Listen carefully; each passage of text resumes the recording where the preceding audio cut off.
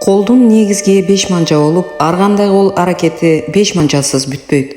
Сынчылык 5 манжаны бармак, сөймөй, ортон, аты жок, чыпалак деп атаган.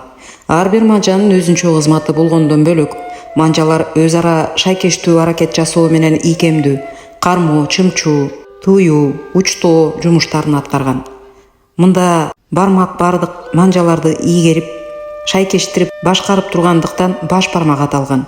Ошого бармак көрсөтүү эң жакшы, жарайт деген маанинин жаңсаган тил болгонго жараган. Сынчылык ургаачылардын манжаларга шакек салуу салтын жарашык гана катары карабай, шакек салган ургаачынын жашоосун ар кайсы манжасына салганынан жооруй алган. Шакекти кыздар тек үйлөнгөн кезде оболу энеси ортон колго салып бакытка алаган.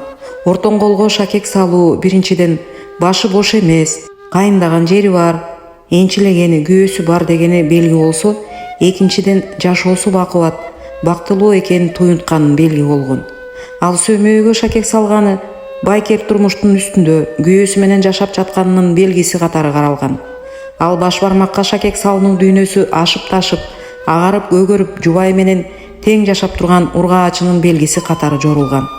Ал аты жокко шакек салуу жесир, күйөөсү жок экенин белгиси болгон. Ал эми чыпалакка шакек салынганы ургаачынын турмушта абдан жабыр тарткан, кыйналып жашап жаткандыгын белгиси болгон. Ушул шакек салынуу ургаачылардын жашоонун айттырбай баяндаган белгиси гана болбой, кыргыздардын шакек салынуу түшүнүгүн камтып, салттык каада болуп улутка жалпылашкан. Ырымы: 5 колду оозго салса береке кетет деген ырымы болуп, балдардын 5 колун оозуна салуусун тыйган. Ал ымыркай баланын колун, муштумун оозуна салып соруп жатуусун жакшылыкка, баланын келечеги ырыскылуу болотко жоруп жөн койгон.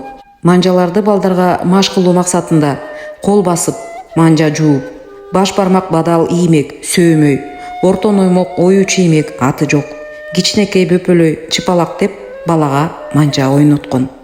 Кармыштегин Макеле Көмүрбай уулу, кыргыз сынчылык жана көчөт маданияты.